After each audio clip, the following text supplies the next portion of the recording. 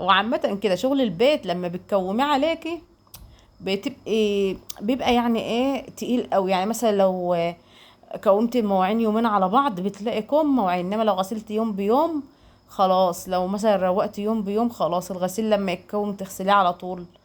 ساعة ما تلميه تقومي جايه مطبقاه وشايلاه في الدولاب، فبتلاقي الدنيا معاك يعني رايقة. بس طبعا انا مش ست مثالية او كده يا جماعة، طبعا بيقع مني غلطات زي اي ست بيت، ببقى زهقانة من كتر الزعيق. بس يا واد اسكت، يا واد سيب اخوك، يا واد يا واد انزل من على الكنبة، يا واد يا واد سيب السجادة، يا واد ما اعرفش ايه، ولا كفاية مهاب.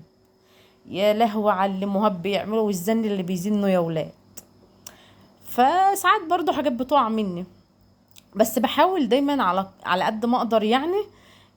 ان انا ايه يعني ما هكومش الشغل عليا زي ما بنقول كده، اللي هو ايه كل يوم اعمل حاجة بحيث ان الشغل كله ما يتكومش عليا. انما طبعا النكتة بقى يا ولاد اللي انتوا عارفينها دي كده كده بتتعب وبتتكوم لوحدها. شايفين العيال فرحانين بالبلبطة عمالين يبلبطوا. قلت بقى يا ولاد اما استغلهم بقى في الوقت ده كده، كانوا بيلعبوا اللعبة دي، وقلت لهم اللي هيخسر هيطلع ايه يدب شوية على البطاطين.